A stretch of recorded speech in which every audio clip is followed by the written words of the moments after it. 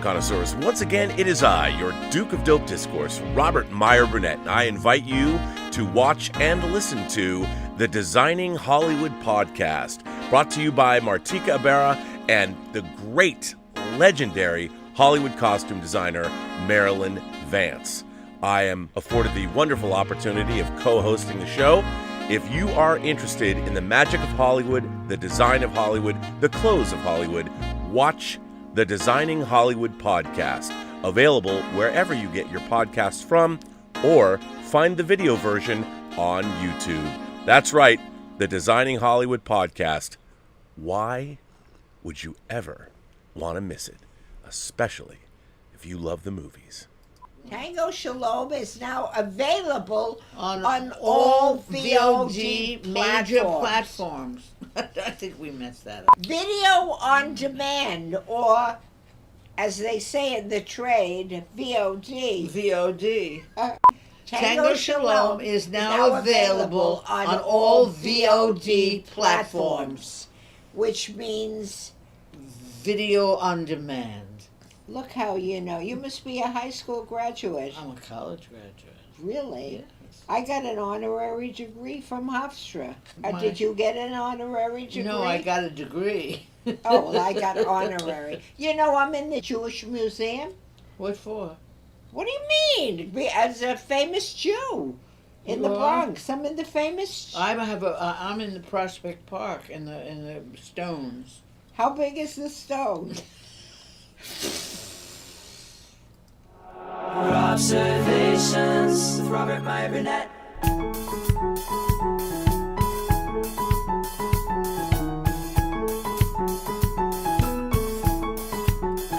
Well, greetings, imagination connoisseurs. Once again, it is I, your Duke of Dope Discourse. Apparently, I have not had enough coffee.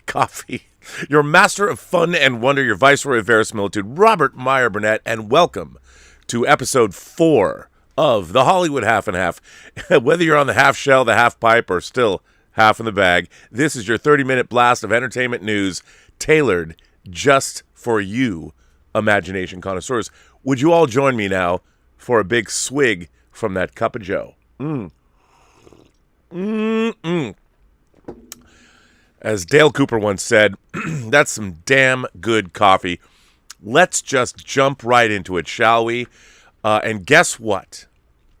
In another case of Hollywood accounting, Bohemian Rhapsody's Anthony McCartan sues the Queen biopic producers over profits, claims the blockbuster is $51 million in the red, will rock Hollywood. Wow. Bohemian Rhapsody screenwriter Anthony McCartan has filed a breach of contract suit against Graham King and his GK Films for money owed on the 2018 Best Picture nominated film about Queen and its iconic singer, Freddie Mercury. The lawsuit hit today and shows a fascinating peek behind the curtain into what happens when participants rely on studio net point deals. For those of you in the know, I always say, it ain't show friends, it's show business. That's what Bob Sugar said and Jerry Maguire. And you don't get what you deserve, you get what you negotiate. And kids, let me tell you, never negotiate for net profits. Never. Never, never, never, never, never. The $55 million budgeted film grossed $911 million worldwide, making it probably one of the most profitable studio movies in the last 30 years. And yet, according to accounting statements issued by 20th Century Fox Film Corporation, Bohemian Rhapsody is in the red to the tune of $51 million. Now let's just mull that over. Studio accounting. The movie cost, according to reports, $55 million. It grossed $911 million worldwide. Now, conventional wisdom will tell you that a movie needs to gross 4 times its budget to break even. So if the movie made $204 million, it should be profitable. Let's double that. Wait, let's triple that. And 20th Century Fox is saying that the movie is still not profitable. Hell, those Queen music rights are probably very expensive. The lawsuit is a bit twisty, because the producer, King, and his GK Films are named, but not Fox or Disney, which acquired the studio and holds Bohemian Rhapsody in its vast library. The reason for this, McCartan's suit maintains, he made a deal directly with King to receive 5% of GK's take. Eventually, King turned over all those deals to Fox and now Disney. McCartan maintains that the deal accounting definitions changed and he has not been paid a cent from his back-end deal, and that King has been unresponsive to his appeals to get paid. This is a problem the CAA repped McCartan and his Kinsella, Weitzman, Iser Kump any profits via their defined net proceeds definition rather than GK Film's standard net proceeds definition as modified through good faith negotiations. Representatives from GK Films tell Deadline that they believe Fox Disney should be a party to this action and will be reaching out to them forthwith to consult on future responses. Even worse, it's not even clear that GK Films has ever had a standard definition on any film, states the filing by attorneys Dale Kinsella and his associate Nicholas Stoltman. The suit maintains the parties had no intention of developing such a definition because it had no intention of computing and determining net proceeds at all. Of course they didn't, because nobody gets net proceeds. Come on now. Anyway, McCartan is one of the elite screenwriters of fact-based biographical pictures. Bohemian Rhapsody won Best Actor honors for Rami Malek. The Theory of Everything did the same for Eddie Redmayne, and Darkest Hour claimed the prize for Gary Oldman. More recently, The Two Popes garnered nominations for its stars Anthony Hopkins and Jonathan Pryce. He has in the works the Cassie Lemons directed Whitney Houston biopic. You know what? This guy's a baller. Just pay the man what he's owed. I mean, come on. Are you telling me a $55 million budgeted movie that made over $900 million at the box office didn't make any money? I mean, we live in this kind of a world, but we shouldn't, because, come on now, that is just absurd. Anyway, here's a story that a lot of people will know that I love. This next story comes to us from Peter White at Deadline. To Live and Die in L.A. producer Tenderfoot TV sets crypto podcast series funded entirely by Bitcoin. I find this amusing because To Live and Die in L.A. is a movie and a novel by Gerald Petovich that is actually about counterfeiting. And, well, the producer Tenderfoot is going to start financing their crypto podcast series entirely by Bitcoin. Tenderfoot TV, the audio company behind the series, including To Live and Die in L.A. and Atlanta Monster, is rolling out a new investigative podcast series about the world of crypto, funded entirely by Bitcoin itself. The Atlanta-based company is launching From Nowhere, which will uncover the dark past of the crypto world and how it became the overbearing force it is today.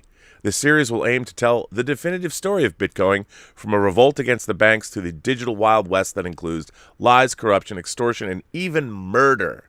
It will combine first-person narration, interviews, reenactment scenes, and readings, and the inclusion of archives. It will lay out how an anonymous pseudonym managed to challenge the most powerful financial giants in the world, inspire statues and world leaders, and accumulate what is believed to be over $60 billion in net worth. You know what? If they were really cool, they would get Willem Dafoe to narrate this, because that would be badass. And this one goes out to Tom Jr. Jackson. You know what, Tom? To Live and Die in L.A. is coming out on 4K disc from Kino Lorber sometime in 2022. So I know we're all ready for that story. Now I know you're going to be even more ready for this story.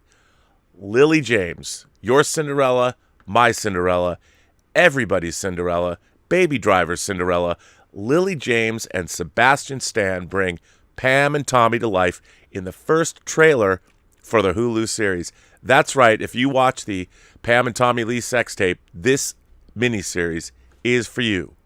The first trailer dropped, and let me just tell you, that is, in fact, Lily James. That picture is of Lily James. It is not of Pamela Anderson. My God, Lily James, what have you done to yourself? And I'm so there for it. Lily James and Sebastian Stan have come to life as Pam Anderson and Tommy Lee in the first trailer. I can't show the trailer because I'll get demonetized. for Hulu's highly anticipated limited series, Pam and Tommy. Picked up to series in December, the 8-episode dramedy tracks the relationship between then Baywatch star Anderson and Motley Crue drummer Lee, who married less a week after they met in 1995. A sex tape they made during their honeymoon was stolen from their home. Sure it was. Was stolen from their home and distributed online. What could go wrong?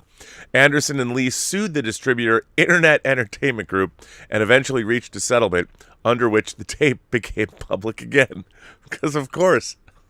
The trailer follows first-look photos released in May of Stan and James in characters Pam and Tommy Lee that quickly went viral.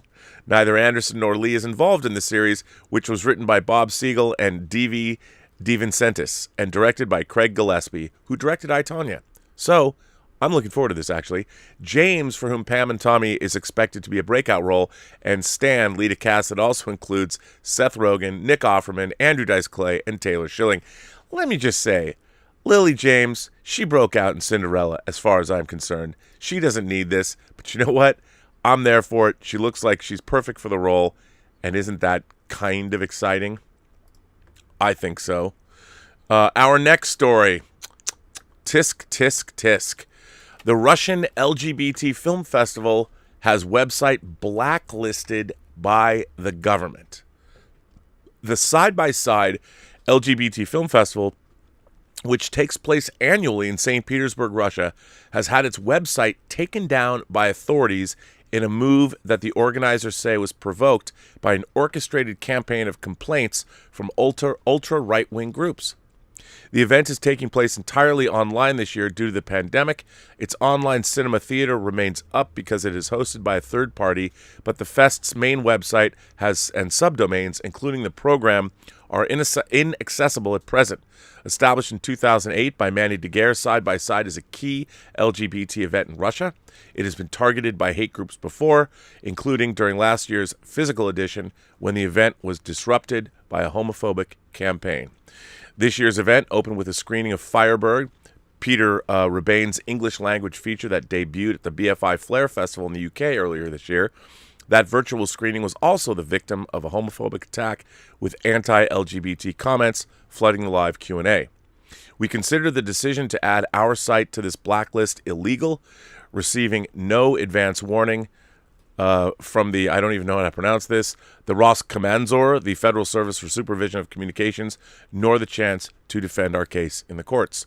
We are currently consulting with our legal team and taking further action, festival founder Manny Daguerre said. We're forging ahead with our program, encouraging audiences to watch the films online and our daily interactive discussions being aired through our social networks. Now, let me just point out, as someone who has a film that is coming out in Russia on December 16th, I want everyone to know, as RuPaul tweeted out for us, indeed, that Tango Shalom does stand side to side with the Russian LGBTQ community, and we hope they get their film festival back up online. Come on, people. How hard can it be? It's not like LGBTQ people have they just popped up. They've been here since we came out of the trees. Let them have their film festival. And you should go, because there's probably going to be some great films to see, as I would imagine. So, anyway. Now, this is kind of exciting and not unexpected.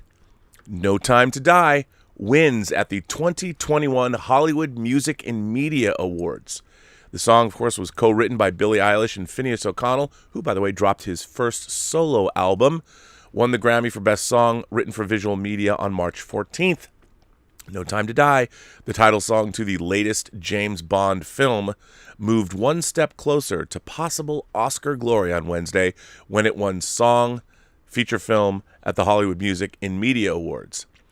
Nicole Brittle won Score, Feature Film for Don't Look Up.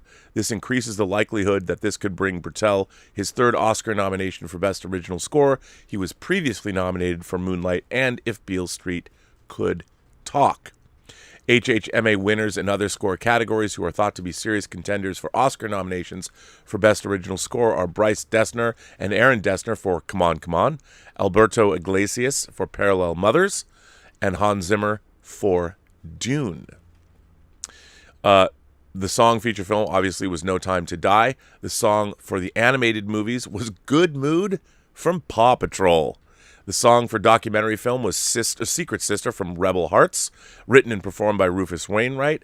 And the song for independent films was Beyond the Shore from Coda, which is now playing on Apple TV. By the way, a great film. Check it out. Amelia Jones performed that. And the on-screen performance to an on-screen performer was won by Amelia Jones for singing Both Sides Now from Coda. And, of course, that is the song Joni Mitchell wrote. The score for feature film was Don't Look Up 1. So Netflix is already winning awards, and that movie hasn't even debuted yet. The score for independent film was Come On, Come On by The Searchers, Bryce Dessner and Aaron Dessner. Score for independent film was Parallel Mothers by Alberto Iglesias. Score for sci-fi fantasy, one, of course, by Hans Zimmer for Dune. The score for the animated film was The Addams Family 2 by Michael Dana and Jeff Dana, which is cool. The score for a horror film was A Quiet Place by Marco Beltrami. And the score for a documentary film, Rachel Portman for Julia. So that's exciting. I mean, the Best Academy Award for the Academy Award for Best Score is always something I love. I've been a soundtrack album fan, well, since Star Wars came out, since I was 10 years old, I guess.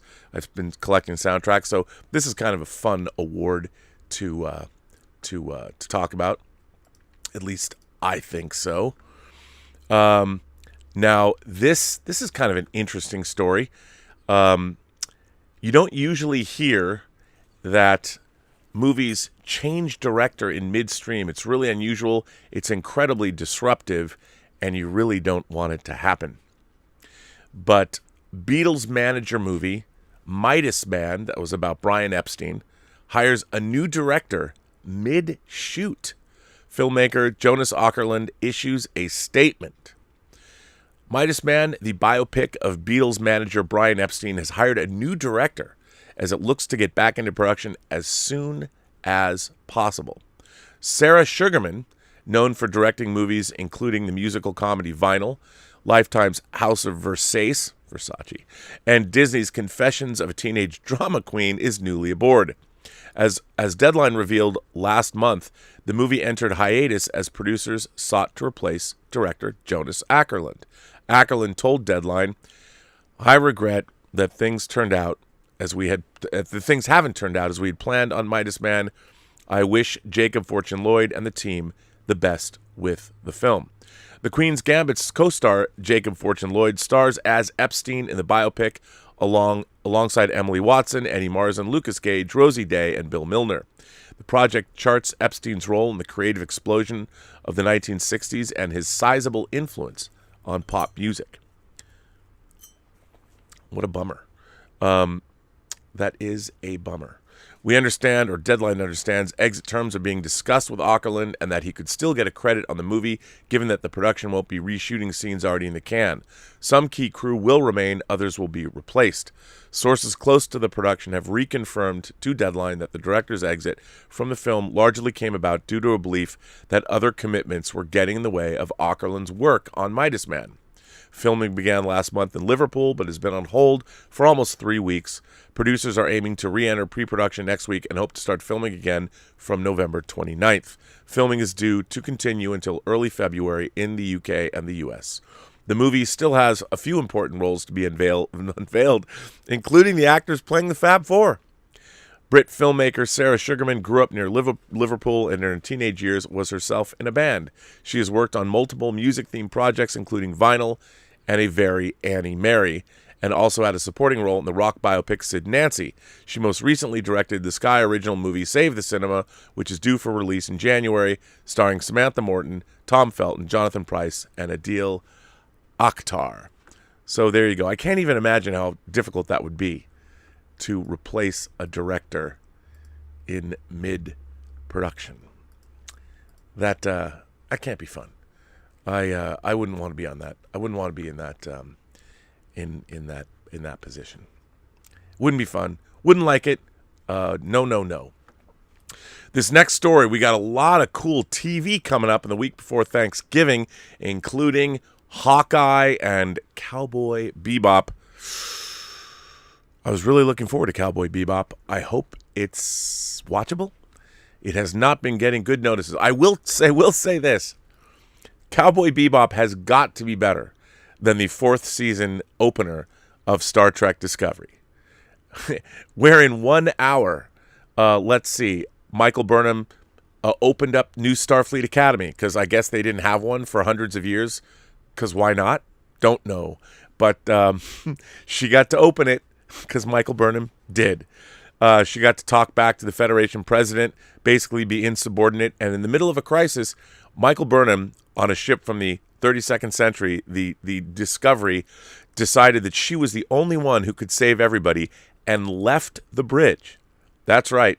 The captain of the Star Trek Discovery left the bridge to go solve a problem after dressing down the Federation president, because there's apparently nobody else in the 32nd century that can handle a crisis like Michael Burnham can. Anyway, I invite all of you to watch it. Watch that opening scene and see how Michael Burnham treats an alien race who are apparently idiots.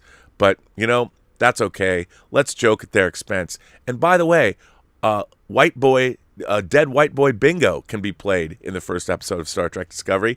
Oh, yes, you can do that. Imagine when they introduce a pudgy white boy, you can bet your bottom dollar he'll be dead by the end of the episode. Thanks, Star Trek Discovery. Anyway, this week in TV coming up. Thanksgiving week is a time for families to gather, according to The Hollywood Reporter. Around the television, streaming services will unleash a host of season and series premieres in the next 7 days, with half a dozen high-profile shows, including Hawkeye on Disney Plus and Kevin Hart's True Story on the day before Thanksgiving. The big show, Clint Barton's mood seems to have improved some since audiences last saw him in Avengers Endgame, or at least that's the tone that Marvel and Disney Plus are selling for Hawkeye, which finds Clint teaming up with Kate Bishop, a gifted archer like him and the person who, in Marvel Comics, takes up the Hawkeye name. By the way, apparently this series was based on a great run of the comics, which I think everybody should read. The series also features Vera Farmiga as Kate's mother Eleanor and Florence Pugh coming back as her role as Yelena from Black Widow. The first 2 episodes debut Wednesday, with the remainder of the 6-episode series rolling out weekly. And also, and this will come as no surprise to our own Stubble McShave over there in Sweden, imagination connoisseur par excellence, The Wheel of Time, based on Robert Jordan's superlative fantasy series. It drops Friday on Amazon Prime Video. It adapts Jordan's sprawling fantasy novels with Rosamund Pike leading the cast, although the early going is heavy on world building and light on character and action, says Hollywood Reporter critic Daniel Feinberg. Mindy Kaling and Justin Noble are the creators of The Sex Lives of College Girls, which, am I going to get in trouble if I watch that? Will there be people coming to my house? Do I get canceled? Whose title pretty much tells you the show's premise. Because I've always been interested in the sex life of college girls, so why not watch a show about it? Kevin Hart and Wesley Snipes star in a limited series called True Story, which looks great. True Story looks great. And then, of course, the Netflix adaptation of the beloved animated series Cowboy Bebop has received decidedly mixed reviews, though the Hollywood Reporter's Angie Hahn says it's faithful to a fault. And then, of course, Star Trek Discovery debuts today. Well, it debuted at midnight. And let me tell you, I expect everyone to watch it and get back to me and tell me what you thought of that wonderfully written program. Oh, yes. Oh, wait, can I say that? Am I being too harsh? I don't mean to be. Not as harsh as it was watching that hour of Star Trek. Yeesh. Next, what do we got next? This is kind of cool. As everyone knows, comic books are the source of many films and television now, and it's going to continue because new Regency TV has signed a deal with graphic novel publisher TKO Studios. New Regency, the production entity which counts Little Women, Bohemian Rhapsody, and The Revenant among its recent hits, is placing a bet on an original comic book intellectual property. The company has entered into a development and production partnership with TKO Studios, the indie publisher behind Sarah, a comic centered on Russian snipers fighting Nazis, and Sentient, a sci-fi story about a colony spaceship. Under the terms of the deal, New Regency will have the right to exclusively develop television projects from TKO's library of intellectual property. TKO's Salvatore Simeone and Zayshun will develop, produce, and package all of the shows with New Regency. This is similar to other comic companies like Boom Studios, who've ended up making movies with Denzel Washington and Mark Wahlberg, like Two Guns.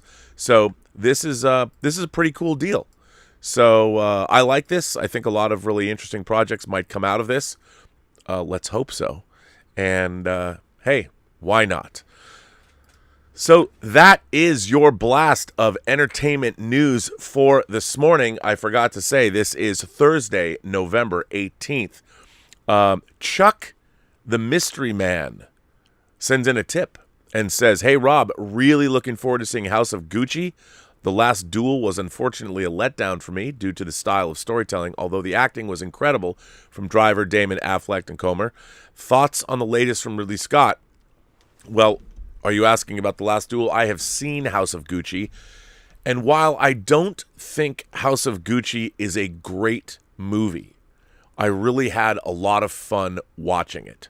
The performances, Jared Leto and Gaga are incredible. I just enjoyed being immersed in the world.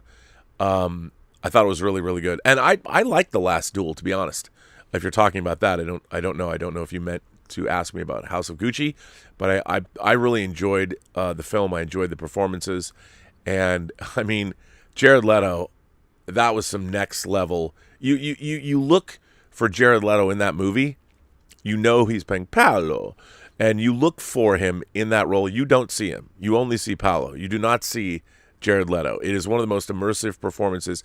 Is it a little flashy? Sure, but it's amazing, and I loved it. And I thought Lady Gaga was terrific, especially if you watch the back-to-back. There's a video on YouTube where you can watch the back-to-back of her and Patricia, the real Patricia, who she's playing.